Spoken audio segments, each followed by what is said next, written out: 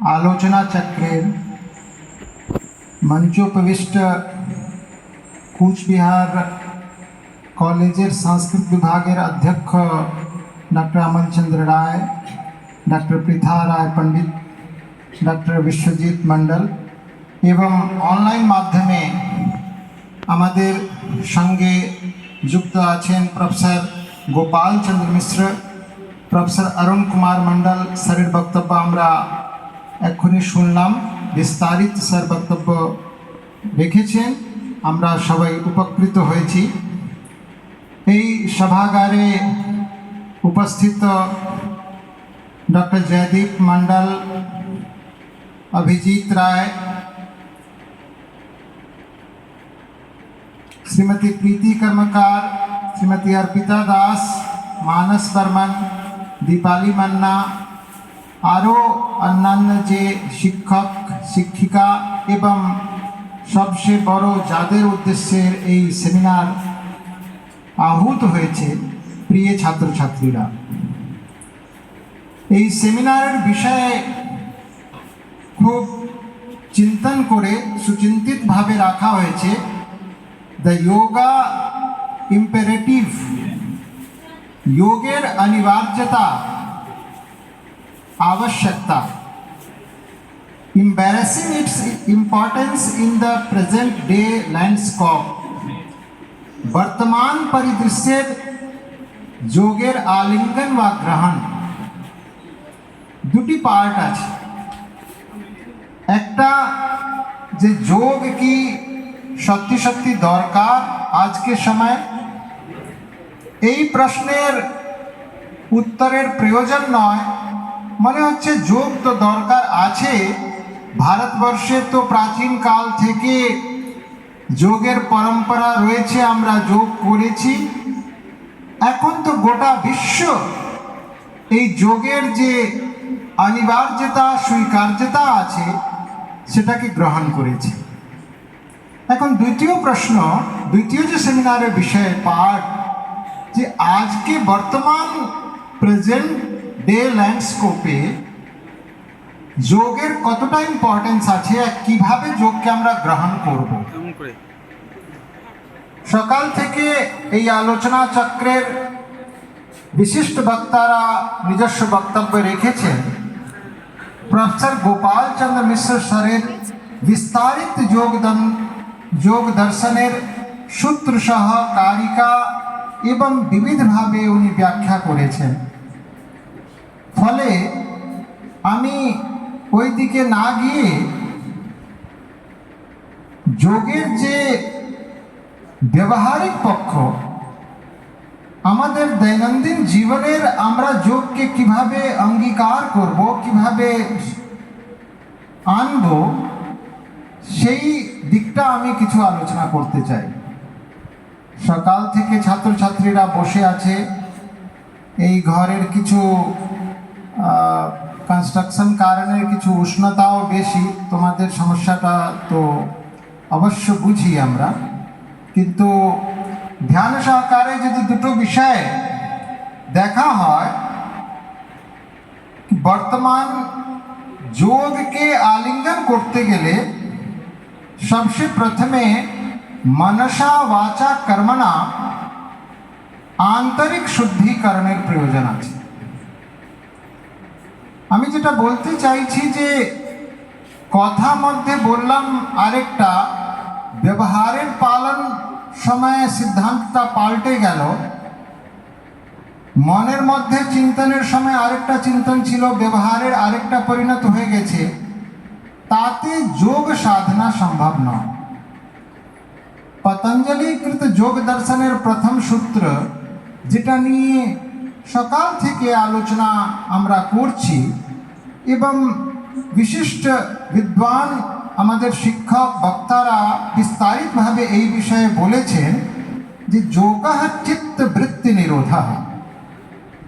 তো চিত্তবৃত্তি নিরোধের জন্য প্রথমে মনসা বাচা কর্মণা সৎ ও সম সংকল্পের প্রয়োজন। যতক্ষণ এই সংকল্পটা সমান এবং সৎ হবে না, মন যে আমাদের ভাববে সেটাই তো কর্মের মধ্যে পরিণত করতে হবে। মন বলছে আরেকটা, কর্ম করছি আরেকটা। কেউ হয়তো ব্যবহারিক, আমি বললাম যে যোগের কিছু ব্যবহারিক পক্ষ। যোগ মানে শুধু প্রাণায়াম বা আসন নয়, ওটা তো একটা সামান্য পক্ষ আছে। এক্সারসাইজ যাকে বলা হয়, টেলিভিশনে নানা রকম বিবিধ চ্যানেলের যে প্রচার করা হয়, ওটা তো যোগের একটা বহু সামান্য পক্ষ। তার আগে তো আমাদের চিত্তবৃত্তি নিরোধ করতে হবে। চিত্তকে সাধারণ অর্থে আমরা মন, হৃদয়, আর বিশিষ্ট অর্থে ওটা আত্মাও পরিণত হবে। তার নিরোধ, নিরোধ মানে to control your mind or to control your self. তো কি করে কন্ট্রোল করব, সেটা যোগ দর্শনে বলা হয়েছে যে অভ্যাস বৈরাগ্যাভ্যাম তন্নিরোধः। যোগ চিত্তবৃত্তি নিরোধ। যোগ মানে চিত্তবৃত্তি, মানসিক বৃত্তির নিরোধ, নিয়ন্ত্রণ, কন্ট্রোল। এখন কন্ট্রোল করব কি করে? সংস্কৃতের মধ্যে তো পূর্বপক্ষ উত্তর পক্ষের প্রশ্নোত্তর শৈলীতে বিষয়ের উপস্থাপন বর্ণনা করা হয়েছে, তোমরা জানো। তো সঙ্গে সঙ্গে যোগ দর্শনকার বলেছেন যে অভ্যাস ও বৈরাগ্য এই দুটাই এমন সোপান যেটা মাধ্যমে চিত্তবৃত্তিকে নিরোধ করা যায়।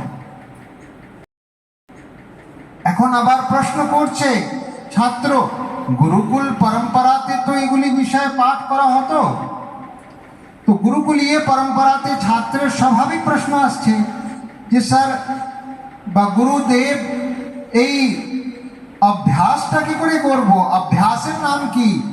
তো পতঞ্জলি লিখছেন যোগ দর্শনে, অভ্যাস সাতু দীর্ঘকাল নৈরন্তর্য সংস্কারা সেবিতা। সেই অভ্যাসটি হলো দীর্ঘকাল পর্যন্ত নিরন্তরতা সহকারের অভ্যাস দ্বারা যে সেবী।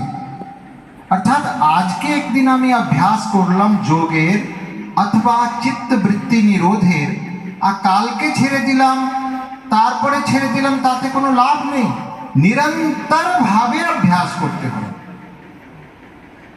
শুধু নিরন্তরতা দিয়ে হবে না, তার মধ্যে সম্পূর্ণভাবে অভ্যাস, মানসিক বৃত্তির অভ্যাস করতে হবে।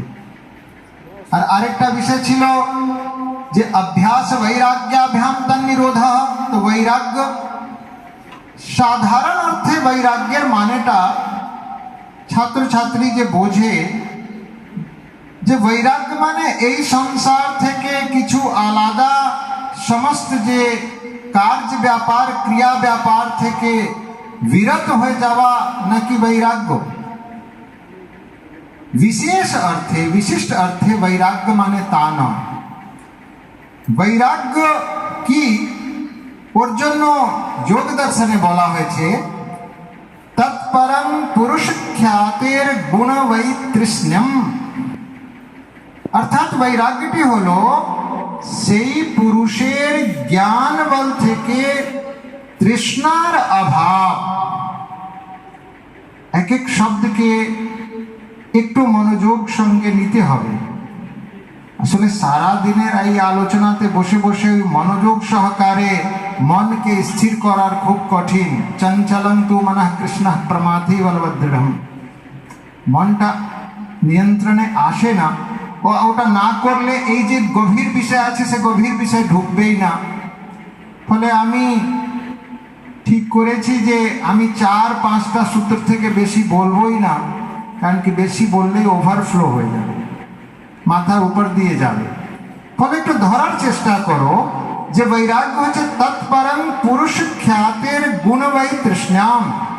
সেই পুরুষ জ্ঞান বল থেকে তৃষ্ণার যে পরিহার করবে, সকল জাগতিক যে তৃষ্ণা আছে সেই তৃষ্ণা থেকে নিজেকে আলাদা করে রাখবে, এটা হচ্ছে বৈরাগ্য। বৈরাগ্য মানে এটা নয় যে ঘর ছেড়ে দেওয়া। ঘরের মধ্যে থেকে, সাংসারিক জীবনের থেকে তৃষ্ণার পরিহার করা। জীবন যাপনের জন্য অন্যের প্রয়োজন, বস্ত্রের প্রয়োজন, আবাসের প্রয়োজন, কিন্তু ওর তৃষ্ণার কোনো শেষ আছে, কোনো সীমা আছে? যে ওই তৃষ্ণার সঙ্গে যুক্ত আছে, পরস্পর স্পর্ধার সঙ্গে যুক্ত আছে, সে প্রাণায়াম যতই করবে, ওই প্রাণায়াম এক্সারসাইজ হতে পারে, ওটাকে যোগ বলা যাবে। আসলে ভালো হতো যে আমি তখনই আলোচনাই করতাম যখন কিছু আমার প্রিয় মিত্ররা যে ছিলেন, অভিজিৎ বাবু, পরিমল বাবু, এরাও থাকতেন। আসলে সবার কিছু না কিছু অ্যাসাইনমেন্ট আছে, কিন্তু এই আলোচনাটাকে আমি ব্যবহারিক দিকটা উপস্থাপিত যে করতে চাইছি, সেটা যদি তোমরা একটু ধরার চেষ্টা করো তাহলে হয়তো ভালো লাগবে। এবং সংস্কৃত শাস্ত্রের মধ্যে যে ব্যবহারিকতা, কতটা প্র্যাকটিক্যাল আমাদের সংস্কৃত শাস্ত্র, সেটাও আমরা বুঝবো। তো এতক্ষণ যে আমরা আলোচনা করলাম যোগা চিত্তবৃত্তি নিরোধা। अब चित्तवृत्ति निरोधের উপায়টা কি? তো अभ्यास एवं वैराग्य। अभ्यास की निरंतर যে দীর্ঘকাল পর্যন্ত যে চেষ্টা করা হয় সেটা হচ্ছে অভ্যাস। আর বৈরাগ্যটা কি?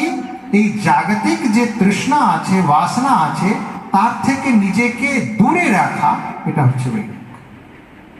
তো যখনই এই অভ্যাস এবং বৈরাগ্য হবে, তখন আমরা যোগের দিকে প্রবৃত্ত হব, মানে আমাদের প্রবৃত্তি যোগে হবে।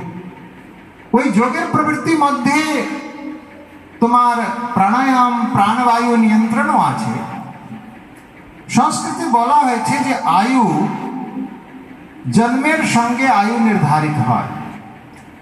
আসলে বিজ্ঞানের লোকেরা অনেকে এটা মানে না।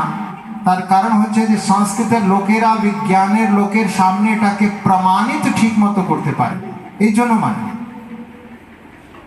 আয়ু মানে প্রাণবায়ু, নিঃশ্বাস বায়ু, নিঃশ্বাস প্রশ্বাস মধ্যে আয়ু নির্ধারিত আছে।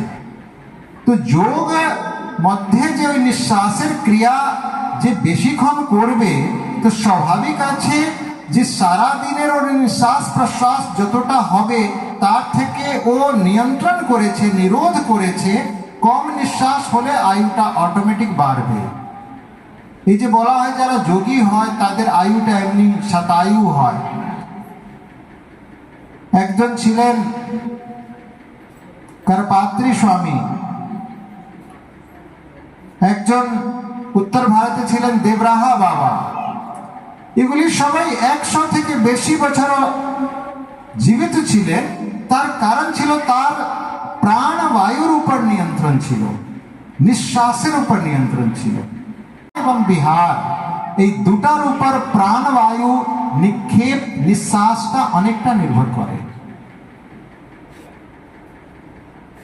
এখন যোগের যে ব্যবহারিক যোগ কাকে বলা হয়? ব্যবহারিক যোগ হচ্ছে যে আমি প্রোগ্রামে আছি আর আমার একটু পাশের অ্যাসাইনমেন্ট আছে, ছেলেরা আমার ওয়েট করছে, তাকেও একটু দেখে আসলাম, তাকেও সন্তুষ্ট করে আসলাম। এই যে কর্মণ্যেবাধিকারস্তে মা ফলেষু কদাচনা, কর্মের রত থাকা, এটা একটা যোগ, এটা একটা সাধনা, কর্ম সাধনা। কারণ কি সবগুলিতে তুমি ওই যোগা চিত্তবৃত্তি নিরোধাকে যদি ব্যাখ্যা করে দেখো, তাহলে চিত্তবৃত্তি নিরোধ তুমি পেয়ে যাবে।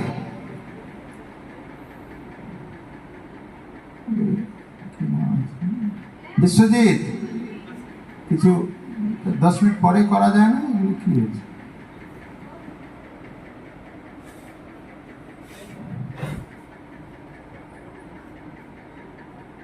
ঠিক সময়ে যদি একটা ছাত্র ক্লাসে আসে, শিক্ষকও ঠিক সময়ে তার কর্তব্য পালন করতে আসেন, এটা একটা সাধনা, ব্যবহারিক সাধনা।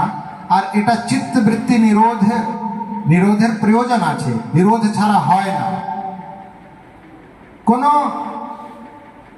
কোনো বিষয়ের উপর মনটা উত্তেজিত হয়ে যায়, একেবারে ক্ষুব্ধ হয়ে যায়, রিয়াকশন আসে, ওই রিয়াকশনকে কন্ট্রোল করাটাও যোগ। শ্রেষ্ঠ জনের প্রতি সম্মান জ্ঞাপনের অভ্যাস। যদি কিছু এমন বলছেন যেটা ভালো হয়তো লাগছে না, তাও নিজেকে ওটা একটু সহ্য করে নেওয়া, একটু শুনে নেওয়া, এটা একটা সাধনা, এটা একটা অভ্যাস। এই অভ্যাসের মধ্যে চিত্তবৃত্তিকে কন্ট্রোল করতে হয়, তখনই এটা হয়, এটা একটা যোগ। এটাকে ব্যবহারিক অর্থে আমরা যোগকে শুধু যোগ দর্শনের সিদ্ধান্তটা পাঠ করলাম, তাতে আজকে ছাত্রছাত্রীর ব্যবহারিকভাবে হয়তো এটা বুঝবে না। তার জন্য অনেক বিদগ্ধ পুরুষের প্রয়োজন আছে ওই যে গূঢ় সিদ্ধান্তকে বোঝার জন্য। আমরা খুব সামান্য বুদ্ধি সম্পন্ন লোক। পতঞ্জলি যেভাবে লিখেছেন ওই সিদ্ধান্তকে বোঝার জন্য একটু আমাদের বুদ্ধিকে ওই জায়গায় নিয়ে যেতে হবে, ফলে সাধারণভাবে অর্থটা আমাদের নিষ্পত্তি করতে হয়। তেন ত্যক্তেন ভুঞ্জিথা মাগধ কস্য সিদ্ধনম। অর্থাৎ কোনো কিছু যে বস্তু আছে, যে আমার কাছে আছে, ওটাকে ভোগ করার সময় একটু ত্যাগের ভাব, কোনো বস্তুর ভোগ করার সময় একটু ত্যাগের ভাব যে ঈশাবাস্যোপনিষদের বলা হয়েছে, এই বিষয়টাও একটা যোগ, একটি সাধনা। ঈর্ষা দ্বেষ, মনের মধ্যে একটা ঈর্ষা আসে, দ্বেষ বিদ্বেষের ভাব আসে।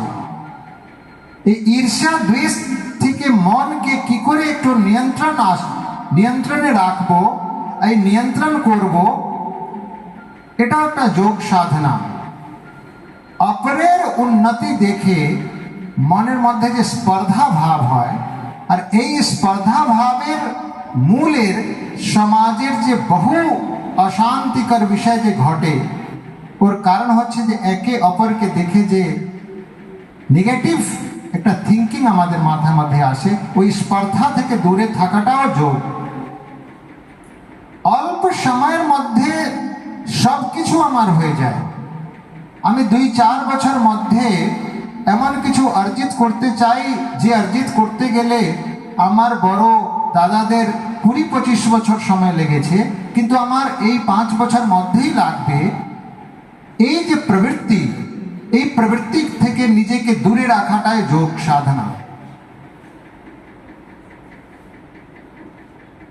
ঈশ্বর যা দিয়েছে তাতে সন্তোষ। শ্রীরাম শবরীকে যে নবধা ভক্তির যে উপদেশ দিয়েছিলেন, যথা লাভ সন্তোষ, যা আছে তাতে একটু সন্তোষ করার যে এই যে ভাবনাটা। অনেক লোক গ্রামে এমন আছেন যে হয়তো স্কুল কলেজে যাননি, কিন্তু তাদের যে শিক্ষা, প্রকৃত শিক্ষা, তাদের যে বিদ্যা, তার কাছে যে পরম্পরাগত যে বিদ্যা রয়েছে, বিদ্যা এবং জ্ঞান মধ্যে তফাৎ আছে, বহু তফাৎ আছে। আমরা যেটা নলেজ নিচ্ছি, আমাদের কাছে বিদ্যা নয়। বিদ্যা পরম্পরা থেকে, গুরুজন কাছ থেকে যে পাওয়া যায় সেই বিদ্যা, তো ওনার কাছে সেই সন্তোষের একটা ব্যবহারিক বিদ্যা রয়েছে, আর ওনার তো কোনো ঈর্ষা দ্বেষ হয় না অপরকে দেখে। বহু গ্রামে একটু দূরে যেতে হবে, এই শহরের মধ্যে একটু বিভ্রান্তি বেশি। আর পরোপকার পুণ্যায় পাপায় পরপীড়নম, এই ভাবটি মনের মধ্যে সবসময় রাখা এবং ব্যবহারিকভাবে পালন করাটাই একটু যোগ সাধনা। এই 10টি সোপান আমি বলেছি, এই 10টি সোপান একটি ব্যবহারিক যোগের সোপান আছে। আর এই সোপান পালন করতে গেলে আমাদের চিত্তবৃত্তি নিরোধের প্রয়োজন আছে। মনটাকে নিরোধ করতে হবে, to control your mind and self. এখন বিষয় আছে যেটা বলে দেওয়ার তো খুব সহজ, মন তো আবার মানে না। শোনার সময় ঠিক আছে শুনলাম, আবার এখান থেকে গিয়ে একই অভ্যাস। তার জন্য কি করা যায়? আমাদের শাস্ত্রে, ভারতীয় শাস্ত্র আর ভারতীয় জ্ঞান পরম্পরা, নলেজ সিস্টেম, যার দিকে এখন গোটা বিশ্ব তাকাচ্ছে, এবং যে 21st সেঞ্চুরি যে আছে, এটা ভারতের সেঞ্চুরি যাকে বলা হয়, কারণ কি এখন এই ইন্ডিয়ান নলেজ সিস্টেমকে গোটা বিশ্বের কাছে পৌঁছাতে হবে। আমেরিকা যে প্রাক্তন রাষ্ট্রপতির উপর যেভাবে হামলা হয়েছে, এই তারপর আশ্রমে প্রবেশ করেছে, এই পরম্পরা এই জায়গায় আমাদের যেতে হবে। দ্বিতীয়, দৈনিক একটি ধ্যান এবং প্রাণায়াম, এটাকে ব্যবহারে আনা। ধ্যান, আজকে আমাকে এখানে বক্তব্য দিতে হবে এটা ভেবে সকালবেলায় একটু চেষ্টা করলাম একটু ধ্যানে বসা। সত্যি সত্যি মনের নিয়ন্ত্রণ বহু কঠিন। এটা জানো, তোমাদের হয়তো এই এক্সপেকটেশন টিচারের কাছ থেকে হয় যে টিচারদের তো সব কিছু ঠিকঠাক আছে, বাইরে না ভিতরের ওনার মাইন্ড ঠিক আছে, মন ঠিক আছে, কিন্তু সব কিছু ঠিক এই প্রকৃতিতে কারো হয় না। এরকম প্রোগ্রামে যখন আমরা আসি আর বক্তব্য রাখি, তখন সবচেয়ে বেশি লাভ আমাদের শিক্ষকদের কি হয় জানো? যে আমরা যখন বলি তখন একবার আমাদের মাইন্ড এক্সারসাইজ করে যে ঠিক ঠিক আমার জীবনে এইগুলি কিছু পালন করছি কি। সত্যি সত্যি তো পুরোটা সম্ভবই না। তো একবার রিথিঙ্ক অ্যাবাউট ইট। আমরাও ভাবি যে বললাম তো আজকে, কিন্তু এটা তো পালন হচ্ছে না, একবার পালন করার চেষ্টা করি। এই যে ডাইরেক্ট আমাদের লাভ, আর এই লাভের কোনো মূল্য হয় না। সে ক্লাসেও হয়, অনেক সময় ক্লাসের যে গভীর বিষয় আছে সেটাও বিবেচনা করতে গেলে তুমি দেখবে যে তোমার শিক্ষক অনেক সময় হয়তো থামকে গেছে, চুপ হয়ে গেছে, তোমরা হয়তো বুঝতেই পারছে না যে কেন সাইলেন্ট হয়ে গেলেন, পজ হয়ে গেল। ওই মাইন্ডের ওই বিষয়টা আসে যে এটা বলার আমরা অধিকারী আছি কি। ক্রোধ, লোভ, বাসনা, ঈর্ষ্যা, এটা তো মানুষের মধ্যে থাকে, স্বাভাবিকভাবে থাকে। যতটা সম্ভব এটাকে পরিহার করার। আমার বলতে খুব খারাপ লাগছে, তাও এটা বাস্তব যে উচ্চ পদের শীর্ষস্থ ব্যক্তিরাও একে অপরের পিছনে কিভাবে যে লেগে থাকে এটা তোমরা ভাবতেই পারবে না। তো জ্ঞান কোন কাজে? এই বিশ্ববিদ্যালয়ের যে উচ্চ শিক্ষার জ্ঞান অধিকারীরা যে বসে আছে, সে অত যে নলেজ যাকে বলা হয় স্কুল কলেজের নলেজ, ওই নলেজ কোন কাজের? কোনো কাজের নেই। কারণ কি আমাদের যে পরম্পরাগত যে বিদ্যা আছে, বিদ্যা থেকে আমরা দূরে হচ্ছি, নলেজের দিকে যাচ্ছি। একটা খুব ভালো ইংরেজি যারা বলছে, কি বিষয় বললো সেটা বোঝার দরকার নেই, মনে হচ্ছে যে কত ইংরেজি বলছে। আরে ইংরেজদের আসার আগে ভারতবর্ষে ইংরেজি ছিল কোথায়? 1750 আগে ভারতবর্ষে জ্ঞান পরম্পরা কি ইংরেজিতে লেখা হয়েছে? ইংরেজিতে গুরুকুলে আলোচনা হয়েছে? কোনো সময় তো আমার আশ্চর্য লাগে, হয়তো জয়দীপ বাবু আপনারা সহমত হবেন, যে আলোচনা চক্র মানে ন্যাশনাল সেমিনারে মানে ইংরেজিতে বলতে হবে। আরে এখন কেন ইংরেজিতে বলতে হবে? ওরা আমাদের কাছ থেকে সংস্কৃত বা হিন্দি শেখে, কেন ইংরেজিতে বলবো? আমাদের যে বাংলা ভাষা আছে তার মধ্যে যে ঐতিহ্য, তার মধ্যে যে তৎসম শব্দাবলী আছে, সেই শব্দাবলীকে আমি কেন প্রচার প্রসার করব না? বিষয় হচ্ছে যে এই যে আমরা নিজেকে হয়তো চিনতে পারছি না, শুধু অপরের দিকে অনুধাবন করছি, যাকে অন্ধি দর বলা হয়, অপরের দিকে তাকাচ্ছি। ওরা এখন নিজে ইন্ডিয়াকে দিকে তাকাচ্ছে যে সলিউশনটা কি আছে। ওদের স্কুল কলেজে একেবারে ফায়ারিং হয়ে যায়, একটা স্টুডেন্ট এসে ফায়ারিং করে, 5 জনকে শেষ করে 10 জনকে মেরে ফেলে। এই অবস্থার মধ্যে ওরা আছে, আমাদের দিকে তাকাচ্ছে। আমাদের স্কুল কলেজে তো স্টুডেন্ট ফায়ারিং করে না কোনো সময়, আমাদের তো হয় না। আর হচ্ছে যে আত্মদর্শন এবং অন্তঃস্নান, মানে ব্যবহারিক যোগ যে আমি গ্রহণ করব, তার যে একটা স্টেজ সোপান, আমি 5টা সোপান ঠিক করেছি। আত্মদর্শন, নিজেকে একবার দেখার চেষ্টা করা। আর এটা তোমাদের উপর যতটা লাগু হচ্ছে তার থেকে বেশি আমাদের উপর লাগু হচ্ছে, মানে আমাদেরকেও তাই করতে হবে। আত্মদর্শন, বাহ্য স্নান তো আমরা করি, যাকে স্নান বলা হয়, স্নান করার মানে বাহ্য স্নান। অন্তঃস্নান, অন্তঃস্নান মানে মনের মধ্যে কোনো বিকার আছে, বাসনা আছে, ওটাকে একটু দূরের করা। মহাকবি ভারবী কথা বলেছেন, হিতং মনোহার চ দুর্লভং বচন। কেউ যদি এমন কথা তোমাদের বয়সে 20 বছর 22 বছর বয়সে বলছে, যেটা তোমার শুনে খুব ভালো লাগছে, খুব আনন্দ হচ্ছে, খুব মজা হচ্ছে, থিঙ্ক অ্যাবাউট ইট, যে এই কথাটা আমার জন্য হিতকারী আছে কি? মনোহারী তো আছে, খুব ভালো লাগছে, খুব হাসি হচ্ছে, কিন্তু হিতকারী আছে কি? হিতং মনোহারী যেটা দুর্লভ, একসঙ্গে এটা তো হয় না। খুব তিক্ত লাগছে কোনো কথা, ইট মিনস ওটা হিতকারী আছে, মনোহারী নয়, হিতকারী আছে। তো হিতকারী যে বচন আছে সেটাকে সকিং সখা সাধুন শাস্ত্র যোধিপা হিতাং সংশ্রণতে সকিং প্রভু সদানুকূলে সুকুর্বতে রতিং নৃপেশ্বমাত্যস্য চ সর্বসম্পদা। রাজাকে উপদেশ করছে, হে রাজন, সে সখা হয় না যে হিতকারী বচন বলার, স্বামীকে বলার সাহস পায় না, ওটাকে সখা বলা হয় না। তো সেই ভারতবর্ষের পরম্পরা আছে যেখানে আমাত্য একটা রাজাকে শাস্তি মতো বচন বলছে। এটা বললে তো কোনো অসুবিধা নেই যে আজকে যে রাজতন্ত্র যে লোকতন্ত্রে পরিণত হয়েছে, এই লোকতন্ত্রের যে আমাত্য পদে বসে আছেন তারা হিতকারী কথা রাজা অর্থাৎ যে শাসক দল তাকে বলছেন কি? যদি সেই বলার সাহস পেতেন তাহলে আমাদের দেশ এবং রাজ্য আর কোথায় গিয়ে প্রতিষ্ঠিত হতো। তো এই হচ্ছে ভারতীয় শাস্ত্র পরম্পরা, নলেজ সিস্টেম। এই নলেজ সিস্টেম শাশ্বত সিস্টেম আছে, এটাকে অবহেলনা উপেক্ষা কখনো করা যায় না। আর লাস্টের বলছি যে সর্বদা কর্মের রত থাকা, কাজের সঙ্গে যুক্ত থাকলে মানুষের মনের মধ্যে নানা রকম যে নেগেটিভ এনার্জিটা প্রবেশ করে না। কাজের মধ্যে নিজেকে রাখা, কর্মরত জীবে বা সর্বদা শতম।